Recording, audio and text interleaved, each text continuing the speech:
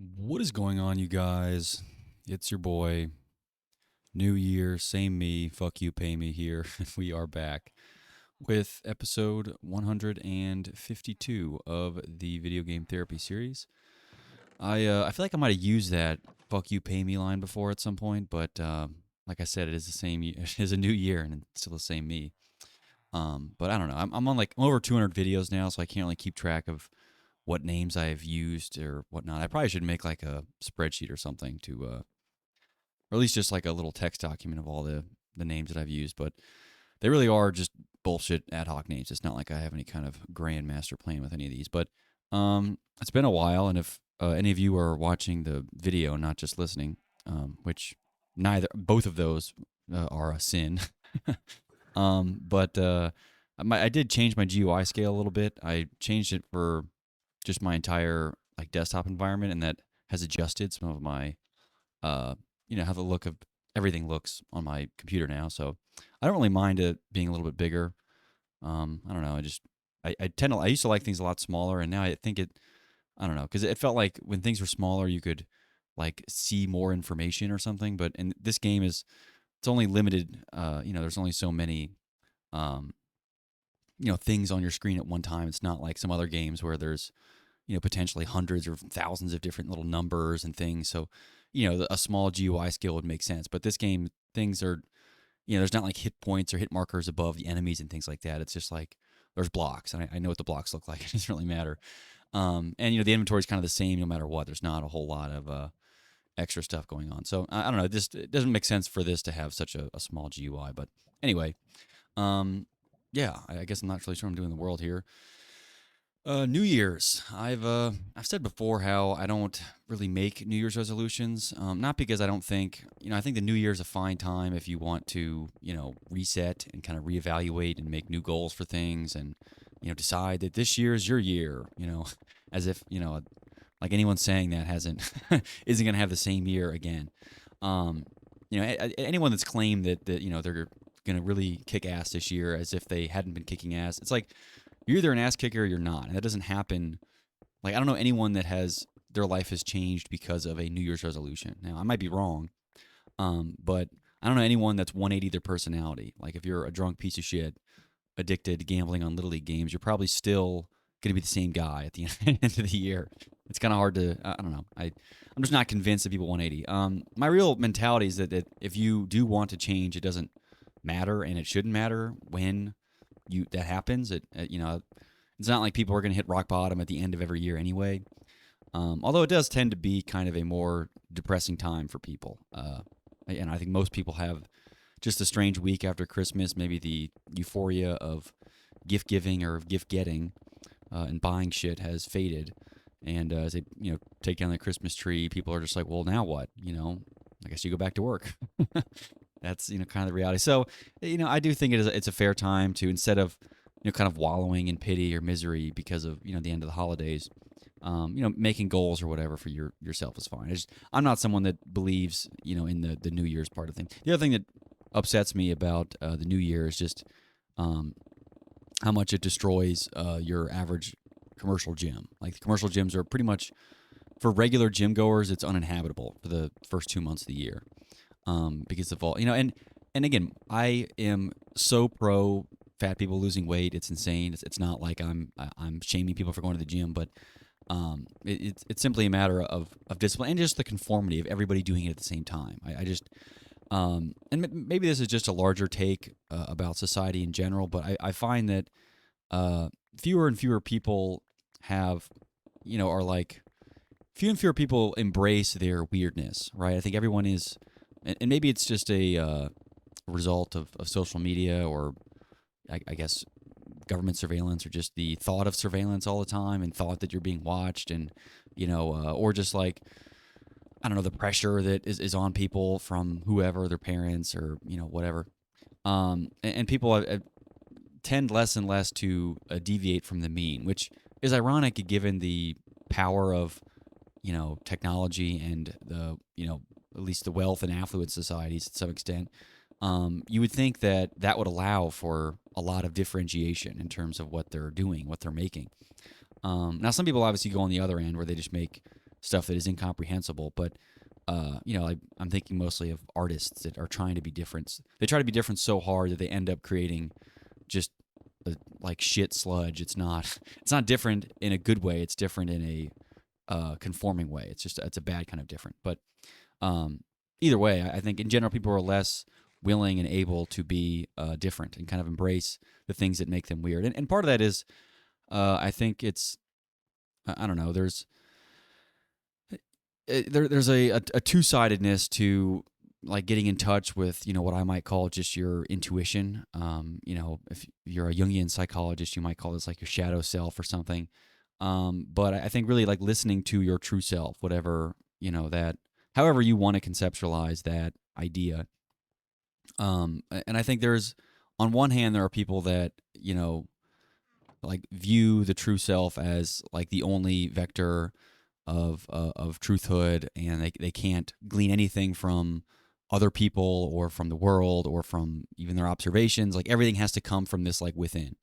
And maybe this overlaps with people that don't like have to be like intuitively guided to do everything. They can't just make rational decisions on their own and then be kind of guided as intuition as it goes. But what I found, and this is actually a view that I think Socrates himself held, was that the sense of intuition is more inhibitory, where if you're doing like the right things and you're doing what you're supposed to be doing, it's quiet. It doesn't make any noise. You're not really hearing any kind of pushback internally. You're not like really questioning yourself.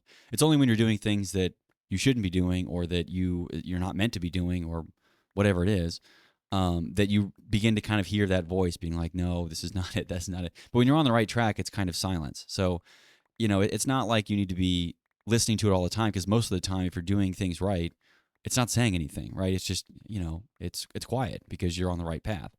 Whereas once it, if you are listening to it, once it begins to speak, you're then, okay, maybe I'm deviating, or this is really, something is telling me this is not right. That's really when it, truly is to listen.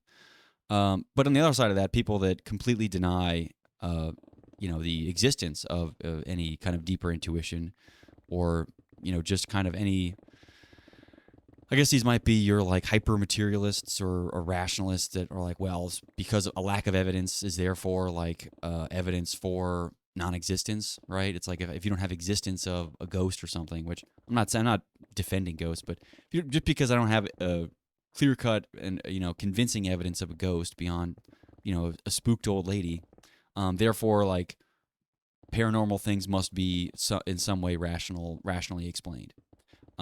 Which again kind of ends up boiling down to the like a question of are humans closer to godlike beings or closer to worms?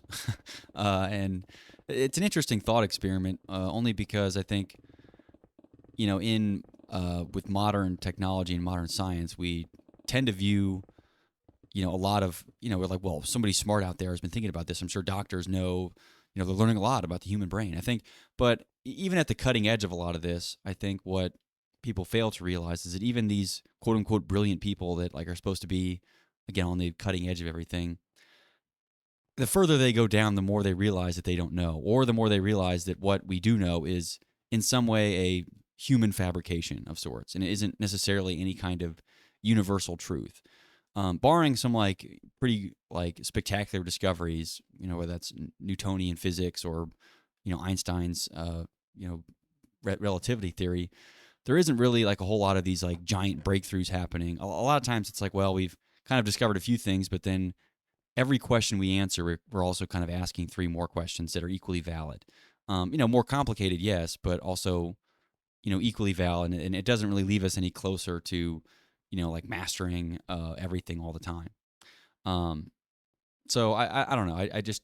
I tend to err more towards the like I guess godlike tendencies of individual humans, and not that we are gods, or we should treat ourselves, and not in terms of ego especially. We should not think of ourselves as gods, but I think in terms of our potential, viewing your potential as a worm is not a constructive way to go about attaining any goals. Speaking of New Year's resolutions, if you view yourself as just this massless clump of chemicals rolling around and very worm-like, in fashion, maybe slightly more complicated, by some degrees, you're probably not going to amount to that much. And so it becomes almost a self-fulfilling prophecy where it's like if you, kind of accept and believe that worldview, you then are inherently limiting yourself. So, um, and again, it's not to say there aren't pitfalls with being, you know, taking the God approach and thinking that you are capable of everything. But, even the people that we venerate, Newton, Einstein, Tom Brady, whoever, like they're just dudes, like doing stuff, or women doing stuff. It didn't have to be dudes, but they're just like people equally as kind of stupid and foolish as us. And yeah, like some of them may put on an air of supreme confidence, or that, they're never, but that's even in their heads. They're probably a lot, they have a lot of the same doubts. Now they might be a lot better at just avoiding them or ignoring them. But I mean, Tom Brady was like the last pick in the draft. So you don't think that got into his head where he's like, everyone thinks I suck, but he was never gonna, he's gonna like, pretend he's a worm and not doing anything, right? He still kind of, implicitly believed that he had this, greatness within him, or whatever. And you could call it godness or greatness or the higher version of himself or whatever. Maybe, godliness is maybe a bit of a stretch, or is too religious for some, but just the attainment of a higher self, I think is the ultimate pursuit that they really, might differentiate us from other creatures, as well as provide, in my eyes, kind of a directional arrow towards our ambitions. And this is kind of what saddens me, and this has happened a couple times recently, where and it's exclusive just to Walmart too. It's not even like there's some other trigger. It's just Walmart for me. Every time I walk into Walmart, okay, not only I've said before that I'm probably the most attractive person to have ever gone into the store of Walmart, but besides that, I get overcome with this, like, this sense of both like sadness and like this somberness, and then also like a bit of rage, where it upsets me that people, by and large, I see a enormous collection of people that not only, aren't doing better for themselves, but they don't want better for themselves. There's not even a desire to be great. And I'm not saying everyone can achieve greatness. And I'm not even going to say what I don't even know what greatness is really. And I do think that everyone can achieve. I'm gonna 180 on that. I do think people can achieve greatness, but I think what others might call greatness, not necessarily what you have to call greatness. So I think you can achieve whatever your version of success is, which again doesn't have to be, and it obviously needs to be rooted in reality. I'm not saying everybody, obviously, if everyone's version of greatness is to play in the NFL, not everyone can't, realistically do that. But do I genuinely think that that is everybody's ambition, is to play in the NFL? No. But also, even the version of greatness could just be like, almost just survival to some people. Like some people's lives, through no fault of their own, become so difficult that simply the mere act of surviving and not, giving up, or killing themselves, or, falling to cancer or whatever, is like truly like greatness to them. And again, it's not to be measured on some kind of ultimate barometer where it's like, well, this person's achieved more greater heights than that one. It's like, besides sports or something where you can compare statistics, you can't really say that one person's success is somehow better than another. It's like, are you really going to compare, like, I don't know, Vanderbilt's financial success to, Elon Musk's financial success, or even like the technological development of, some developer that made something versus, an artist that painted something? Like, these are obviously incomparable to one another. So saying that like one is a more successful than the other is silly. So this even kind of throws out the window this notion that we can quantify success in any meaningful way. So then it's a subjective and qualitative endeavor. And the good news is it is entirely up to your definition. Now, I would hope that you would kind of arrive at something that most people might call virtuous, like, if your version of success is to be the best porn star on the planet or something like that, I guess, no shame or something. But I would still hope and imagine that isn't your true calling, right? Is that isn't your kind of, your echelon of greatness. But I don't know. I guess society's changing fast, so perhaps that is somebody's version of greatness out there. It's just not anyone I hope to meet ever. But even so, I think people tend to get caught up too much in the idea of what other people consider, like achievement or success, and fail to realize that it is truly up to them. Like, and this is also too, like, people are very caught up in the social milieu of what people think about what you're doing. Like, does your mom think you're successful, or your friends, or do other people view you and go,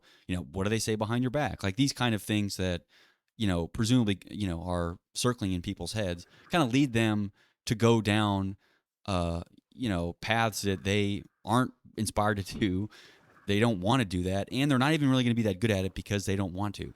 And at the end of it all, it's like you're doing stuff that you don't like to impress people that don't really care, like that, again, aren't even that impressive themselves. It's not like you're being judged by a panel of the gods who have all achieved immortality and nirvana, and you're trying to measure up to their ideal. You're measuring up to ideals of other people that are equal fuck ups, right? Like, Winston Churchill was an alcoholic. Newton was an alchemist for half his life, which is kind of cool, I guess. If that's going to be your like kooky thing, alchemy is pretty badass. Because it's like a whole different language. They don't even, like, instead of calling things like I'm making some of this up, meaning because I don't know that much, but instead of like iron, it's like the mule's bone or something like that. They speak in a weird language, but that's all like part of the craft in some way. I don't know. It's strange. Either way, it's like you're not, whatever you think that this like measurement of your, or this barometer of your success, or how good of a job you're doing, that barometer doesn't fucking exist, and it certainly isn't an amount of money that you make, or whatever material comforts. This is also another aside just about material comforts in general, just because that's always my direction with this.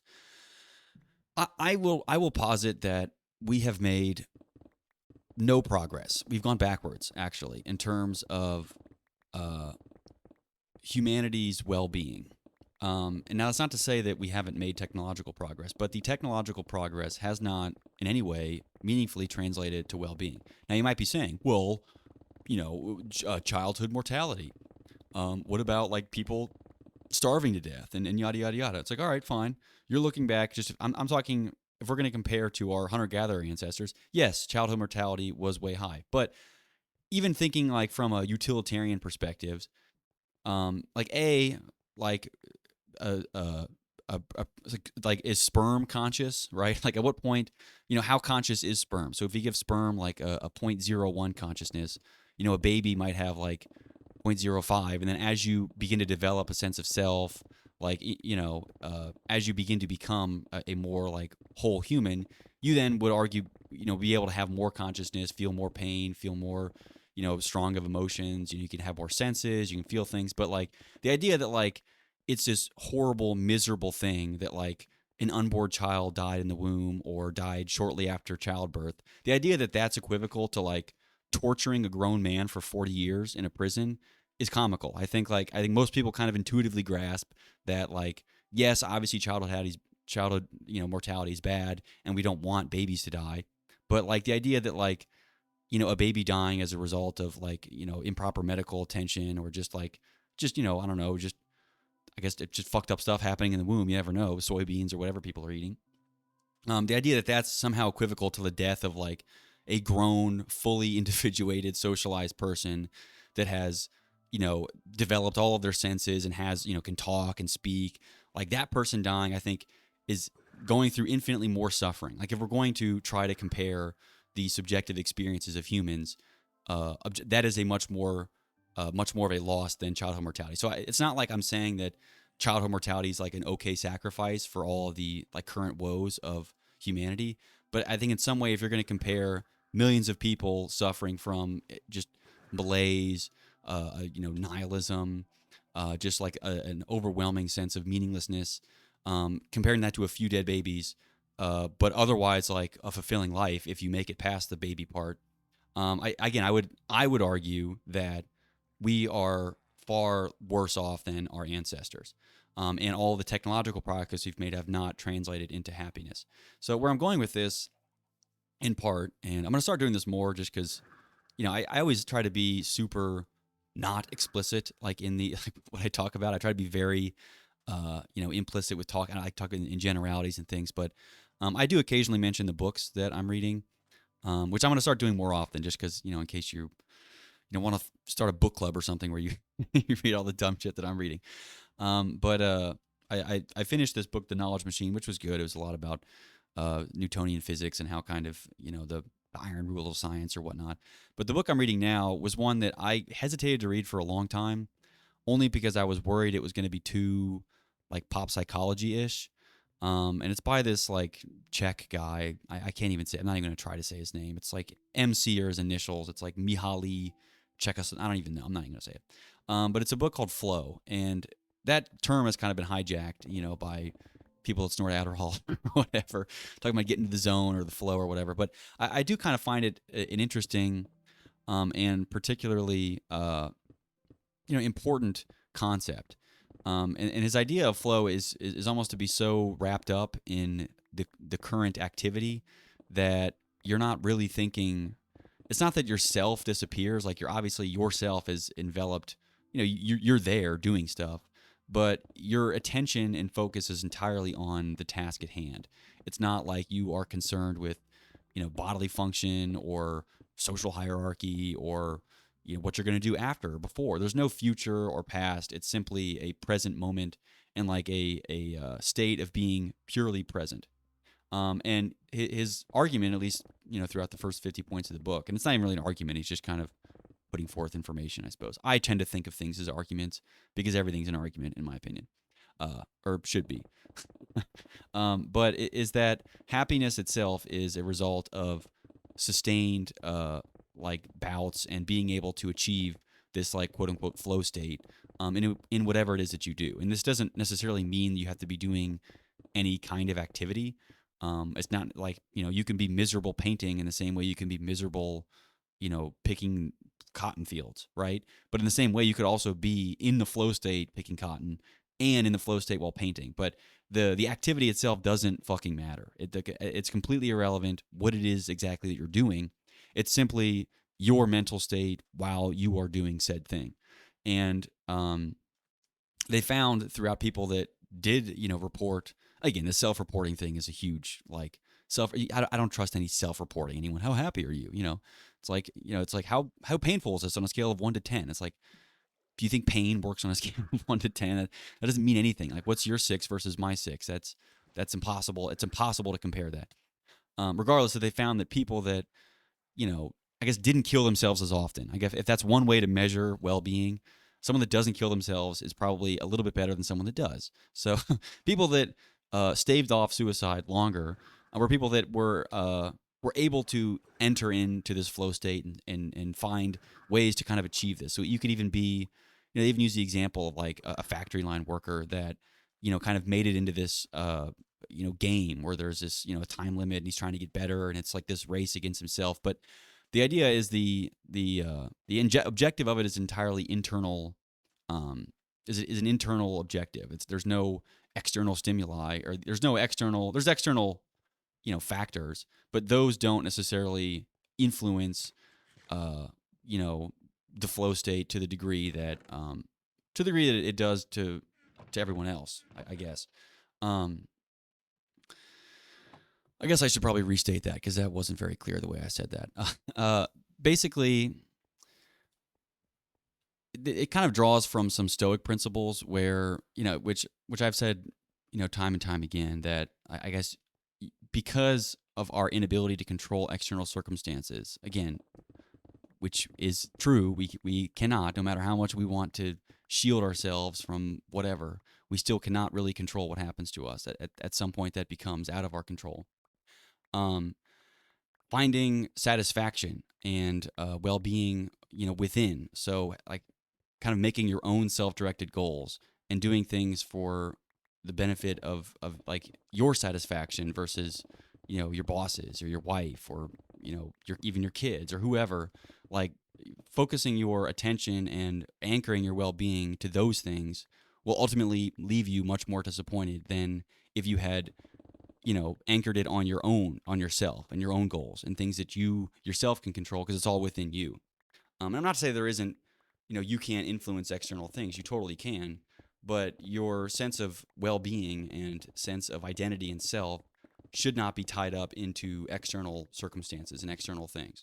Money being obviously like the biggest factor in today's day and age is that people associate their well-being with, and their happiness with their amount of wealth, which again is largely, can fluctuate a lot, and you can obviously do things to impact your wealth, but at the end of it all, like you could still, you know, somebody could still kill you and you have nothing, or somebody could, the government could come tax you, or if you're in China, they could just, take all your money. There's not, at some point, if the universe wants to take everything from you, it can and it will.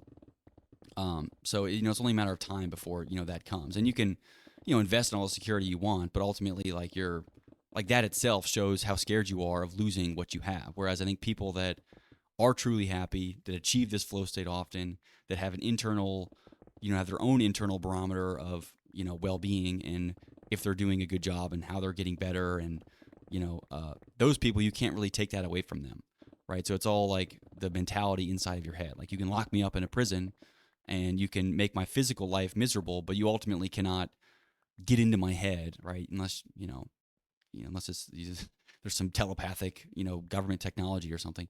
But you ultimately, like, you cannot control what goes on inside my head. Despite, you can make my external circumstances as miserable as you want, but ultimately I'm still the arbiter of what goes on in my head. And I think this is where I get frustrated with people's kind of relinquishment of autonomy.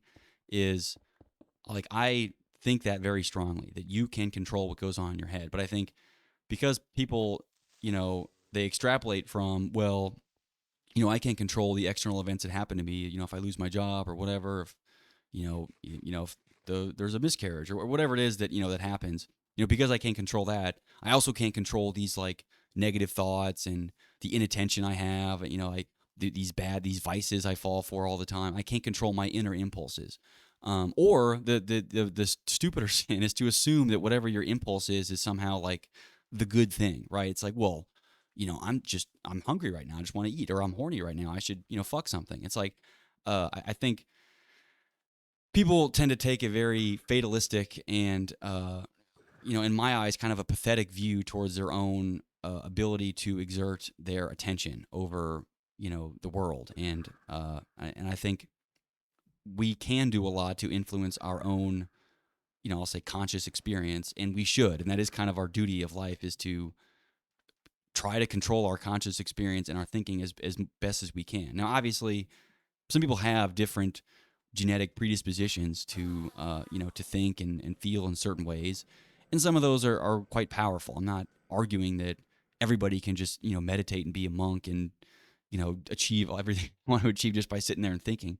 Obviously, it's more difficult for some people, but my frustration is that people don't even seem like they're trying. And to go back to the whole Walmart thing, this happened a couple times where I go into Walmart and then I leave. I'm just like, what the fuck are these people? Like, is this really what humanity has been reduced to? Like, these people don't, I don't get any sense, not that I need to have a sense of urgency, but I get no sense that there's effort being put in to be better, right? And if there is effort being put into better, I don't know what, it's not enough, I guess. This cannot be like the culmination of all of our advanced technologies, society, literature, all this works of art, these beautiful masterpieces, all the stuff that we've done throughout human history has resulted in this populace. These are the people that have been the descendants of all of this brilliance, supposedly. What the fuck? Clearly, we've lost the plot somewhere. So it's not that. Yeah, and the frustrating part is I know that there is potential within each of them to be great in their own way. Whatever idea of greatness comes to them, but any, like, I don't know. I just can't envision a person who has changed the world being 600 pounds, wearing a Spider-Man sweatshirt and Crocs at a Walmart, buying Funyuns. There's no way that person, like, can be the people. Like, do you think, Plato in this time that's what he would have looked like, right? I think people that aspire to do great things have a sense of well-roundedness and a sense of balance, right? And I'm not saying that your physical body is the only thing that should be important, but to say that it isn't paramount to your psychological well-being and social functioning and literally every other facet of your life is comical. It is inextricably linked Like your physical body and your mind are inextricably linked. And second, for the gut too, you can make the argument that mental health is just gut health, to a certain extent. But the idea that you can achieve greatness being 80 pounds overweight, or in many cases much more than that, is comical, right? And it doesn't even it is a very achievable and attainable goal even without the technology. It's not even like you need some fancy machine. You don't. Like most people get jacked in prison. Like look at they're all jacked there. Like I don't there's no fat people there. You don't need anything fancy. You just need self-discipline, and you need like a desire to be better. So what I see in people is not that like, yeah, the food sucks or whatever, but I see a lack of a desire to want to be better. And that is why I get very sad and upset whenever I walk into Walmart. And I leave just kind of fuming, as well as just kind of like sad about the state of affairs. And I try not to make that affect me too much, because again, at the same time, I can't control these other people's impulses. But I just know that, and I almost kind of see like the worst reflection of myself. And in some ways it's validating in the sense that like, well, thank God I didn't give in to all my bad impulses, because I would look like that, right? I could even see that happening to myself in an alternate universe where I played the victim, and I used the excuses that I had. I always had some rebuttal to say, or why I couldn't do this, or why this was too hard, or why it's harder for me than it is for other, whatever. I could even envision all these excuses that I would make to end up looking like that, but I didn't take that path, and I don't look like that, and I won't look like that. And I know that it was hard, sure, and it's not like, but that is what life is supposed to be. I think maybe it's just the idea that we're sold that life is supposed to be easy or fun or relaxing. That isn't a life that you want to live anyway, right? It's the parable of the, I don't know, the guy that everything he touches turns to gold. I mean, there's a billion where it's like, that life needs to be difficult. That's what makes it rewarding. That's what makes it worth anything. So having, you know, uh, having adversity should be seen as a privilege. And I said before, I think maybe I even said this in the last episode too, that we should view life not as this like gift that we're just, yay, we get to live and we can do whatever we want with it. Yes, in some degrees that is, it is kind of a gift and it's a privilege in some sense, but I think it's better to view it as a privilege that you must earn. You have to earn the ability to live the good life and to live your life. And if you don't take the, values of attention and discipline and wanting to achieve something, that is earning life, is you have to want those things and do those things. And you have to pursue and seek out difficult situations, not shy away from them. And I think that attitude is just lost on us, which again, it kind of, stymies me as to why, because, it's not like we have any shortage of wisdom. Like we have access to knowledge now that, our ancestors only dreamed of, right? Every day you could be surrounded and inspired by things. And maybe that's just people are overwhelmed by that. But even that, again, these are just excuses. It's like, at some point, stop making fucking excuses. Nobody cares. I don't even care if you have cancer. It doesn't matter. Like, you can make excuses all fucking day. Everybody has an excuse for something. But at the end of it all, nobody fucking cares. The people that do great things still have excuses. You just don't fucking hear them because they're not making them. So there's not like, would the Giga Chad version of you run around, oh, well, actually, I'm flat-footed, so I can't really run as fast. It's like, you sound like a huge bitch right now. And I know that's not like a gentle way of saying that. And I think maybe it's just people need more tough love now, but just get over it. That's really like the best advice I can give to some of these people that have this kind of perpetual, well, get over it. I don't care. I don't care what, like, just do it. Get over whatever your problems are. Like, I know, sure, it's hard. Get over it. No one cares, right? These problems are going to be yours, and no one feels bad for you. I don't. And anyone that is feel bad for you is lying or using you to make them look better.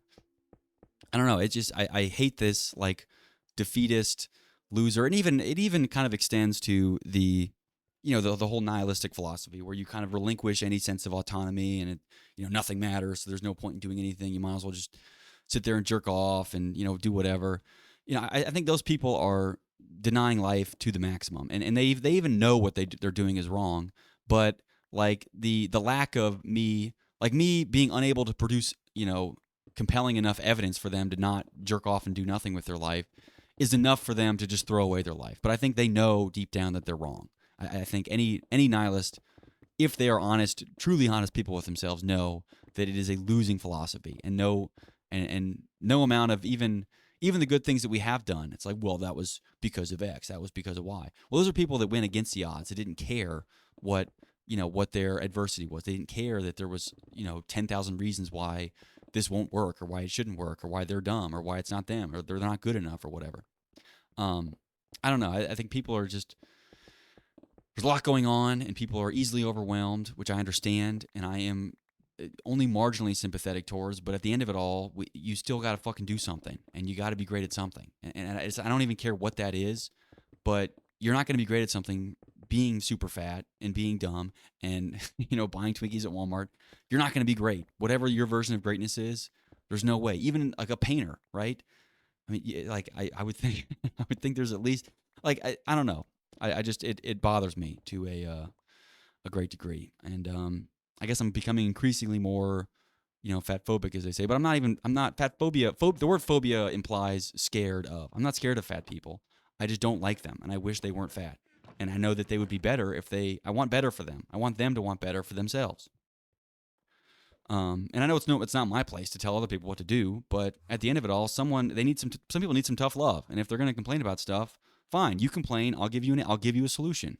Fine, if you complain, like, that's almost what bothers me about people that complain, and I try not to complain. Besides in these videos, are me complaining, but I'm purposely doing it to nobody so as to not bother people with this. And also give nobody a chance to respond and be like, hey, well, actually, no. It's just me. I get to talk to myself. I get to complain. No one says anything. But when people complain to me, I immediately like, well, let's problem solve. What are you actually complaining about? But of course, there's the whole mentality where it's like, well, I don't actually want a solution. I just want to, like, get it off my chest. It's like, okay, well, fine. But still, like, I would want, like, that is the inclination, is to propose a solution for something if you have a problem. And even in these videos, while I am complaining, I also am giving some advice. So my advice is lose the weight. If you're fat, lose the weight, period. Fine, if you're not fat, get good at something. It really doesn't matter what it is. And I think this is another kind of aside about just skills in general. I think people tend to compartmentalize skills far too much, meaning that they think that, like, the ability to play chess and the ability to, they might say, well, the ability to do math and play chess are kind of interrelated. They're both kind of mental tasks. But even, like, the ability to do math and the ability to, like, lift heavy weights they're mutually exclusive. Like, you're either like a physical monkey guy, or you're like the smart, the intelligence guy. It's like, no, I think being good at stuff, getting good at things, is kind of the same underlying process, right? It requires the same raw materials. It requires, like, attention, discipline, and repetition, right? In order to get good at math, you have to, like, be paying attention, be, like, in the, like, what are you actually looking at? What do these numbers mean? What are you like, paying attention? The discipline to, again, do repetitions and pay attention, and then you do many of those. And over time, you become, okay, fine, I'm good at math. Same with lifting weights. Okay, pay attention. What are you doing right now? I know you could, well, no, I'm a chess player. I don't care. Right now, we're focused on lifting weights. Pay attention. Okay, have some discipline. Do it every day. Repetition. Do it every day. You're going to get better at it. It's the same process of getting good at lifting weights, at getting good at chess, and getting good at math. So people that tend to be good at one things, like, skills tend to coagulate, and you find people that somehow can do literally anything. And it's because it's the same fucking three things. Like, three or four, you can call them different things. You can call them, focus, or you can call it, like, passion. I don't care what you call it, but it's ultimately some variation of self-control / discipline, focus, attentiveness, in the momentness, paying the fuck attention, looking at what, being, not sidetracking yourself with something, and then doing it a lot, repetition. Like, that's how you're going to get good at literally anything. It doesn't matter what it is. And sure, like, some people, if you're 6'8", you're probably going to be, it's probably going to be fewer amount of repetitions before you're good at basketball or something, or, or at least, but and same with, like, math. If you're good at math already, and you're good with memories, and you're going to practice, playing chess or something, again, it might be easier for you because you're good at math. But the idea that it's, like, somehow an impossibility to, like, you lack the raw materials to do this, it's like, no, everyone has those abilities, right? It's like that ultimately kind of boils down to how much can you control your mind? Like, can you control your own I'm not saying, telepathically, but can you control what you're thinking about? Right? Can you kind of direct your thoughts in a manner that is consistent with whatever your objective is, right? In this case, it's doing math. But people that aren't good at things, you see how quickly they just fade. They're like, well, I'm kind of hungry actually. Look, I go to the bathroom. It's like they're quick. They're never on task. They're always looking for something beyond what they have to do. And maybe it stems from many different things, right? And I've dealt with this a lot. A fear of failure, a perfectionist thing. Is this a reflection of myself? If I do something with this, is it going to be good? And that is even part of my inspiration for doing the stupid series like this, is that it requires me to jump over those stupid, annoying little hurdles of like all those little excuses to why I could stop and, I shouldn't do this right now. Well, what if it doesn't sound like me? Or, what if I start talking about other stuff? What if I say something mean? It's like, I don't give a fuck. I don't care. First of all, no one listens to this. Second of all, I say mean shit all the time, right? If I'm ever in the public eye, it's GG's probably because I'm going to say some shit that's, going to get me in trouble. So, that's fucking out the window. And this gives me an opportunity to like, all right, can you focus for a little bit, put some fucking thoughts together and kind of string together some kind of coherent sentence about something.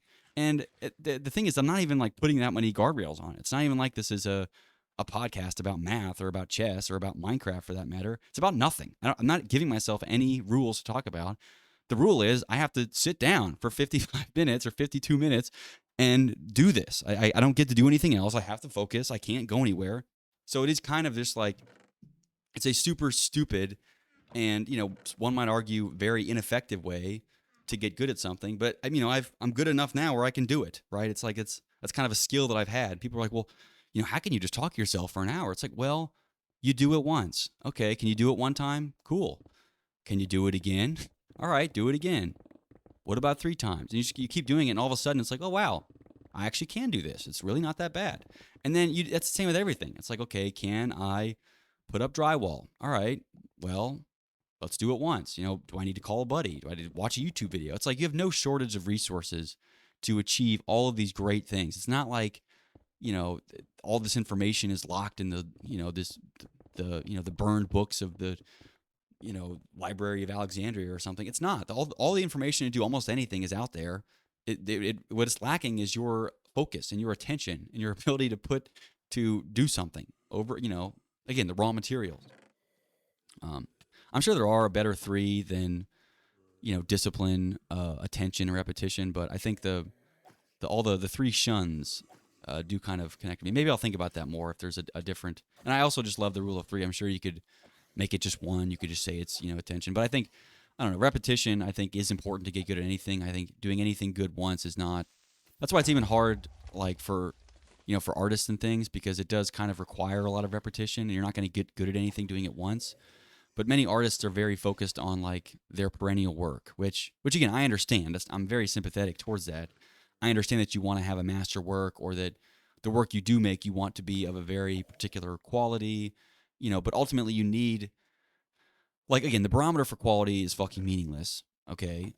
So it's not like, there's some panel of God judges telling you that, what's good and what's bad. There is no panel.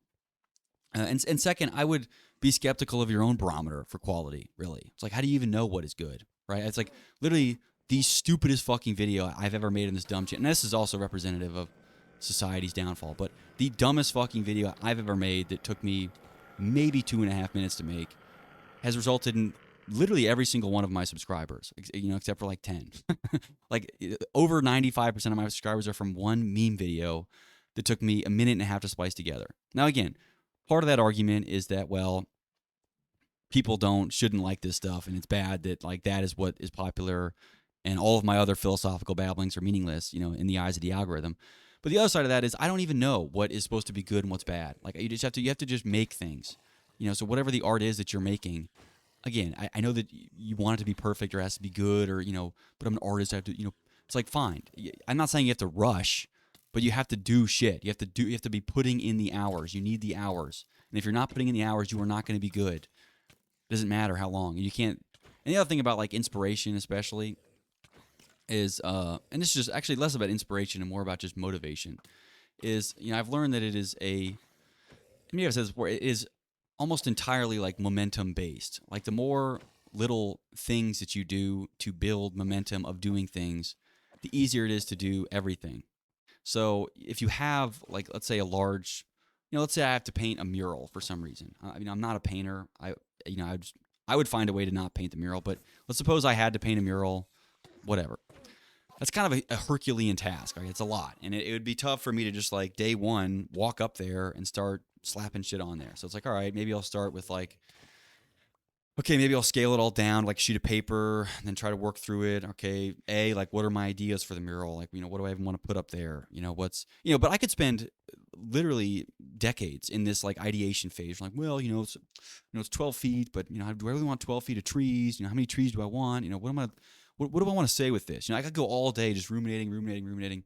Um, but at the end of it, I need to get up to putting paint on the paper. And you're not going to do that if you only think about the final result of having to paint an entire 12-foot mural. So the better strategy would be like, all right, I need to build up momentum and do very like smaller things. All right, I'm going to get up and make my bed every morning. Okay, that's one, the small little thing. If I can make my bed in the morning, then I can cook breakfast. Okay, if I can cook breakfast, I can go get the mail, take out the trash, do the dishes. Okay, boom, there. I've done all that. I woke up early, took a shower, did the dishes, made my bed. Okay, now I'm really cooking. All right, now maybe I can lift weights. Okay, good. Lift weights. Boom. Now I've done like 6 things already, and I'm kind of building up momentum. It's like, all right, well, I'm already done all this. Let's keep it going. Let's kind of let's double down. Now let's like get the paper out and start sketching some ideas. Let's spend a couple hours doing that. So it's but if you wake up and your first thought is fuck, I got to do this paper thing, and oh yeah, I have the dishes too, and I don't want to do any of that. Like I'm not gonna make my bed anyway. It's tiring. I'll just do it later. It's like if you even the little things become the most important if you're trying to do the big things. And not because the little things are in any way relevant to what you're doing. Like making my bed, lifting weights, doing the dishes have literally nothing to do with painting the giant mural. But the issue is the smaller things allow you to build up momentum that then gives you the motivation to do said bigger things. So again, it's the cliche saying of like if you want to change the world, you have to change your town. You want to change your town, change your family, change your family. You finally realize you have to change yourself. Like you start with these little things, and even within yourself, it's like you don't start with like your full actualized self. You begin with like, all right, I'm a lazy piece of shit, but tomorrow I'm gonna be a lazy piece of shit that makes his bed when he wakes up. Okay, boom, step one. And it's just these little things that you build up over time. Then eventually you can paint the whole mural. So I just found that to be a very helpful thing. And every time I'm kind of mired with kind of a big task. It's like, oh God, there's a lot. And then something small comes into my head where it's like, oh, I gotta do those dishes, or I need to do my laundry. Do the little thing. Get the little thing going. Get that momentum. Start the snowball down the hill, and then the momentum will take over eventually. And you can apply this to everything from physical endeavors to I'm sure it's the whole. I never even read the book, the Atomic Habits book, but I'm sure that's pretty much the saying of it, right? I guess if you've read the book, you could tell me if it is or not. But I'm pretty sure that is. If I had to guess, that sounds like what the whole crux of the book is. But the difference is I don't need to read a book to do that. I just had to, live my life. And now I'm even more assured of it because I came to that conclusion myself. I didn't read it off of some, millennial pop psychology book. I also kind of agree or believe that opinions that you arrive at by yourself are infinitely more powerful than opinions given to you by somebody else. So even as wise as Diogenes or Socrates is, in my eyes, like people that truly lived and breathed wisdom, I think the conclusions that I've come to, whatever, all of my bucket isms are more valuable and stronger to me than even the wisdom of the great ones.